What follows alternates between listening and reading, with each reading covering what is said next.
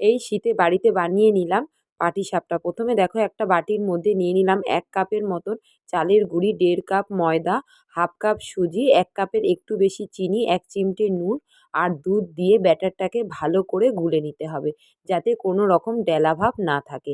ভালোভাবে গোলা হয়ে গেলে আমি ১ ঘন্টার জন্য ঢাকা দিয়ে রেখে দেবো। এরপর এখানে একটা কড়াই নিয়েছি, তার মধ্যে আগে থেকে কুড়িয়ে রাখা নারকেলটা দিয়ে দিলাম আর বেশ কিছুটা পাটালি গুড় দিয়ে দিলাম।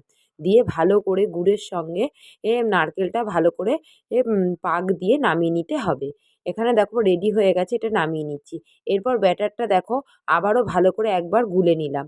এরপর একটা ননস্টিকের চাটুর মধ্যে সামান্য একটু তেল ব্রাশ করে নিয়ে ১ হাতা ব্যাটারটা দিয়ে দিলাম।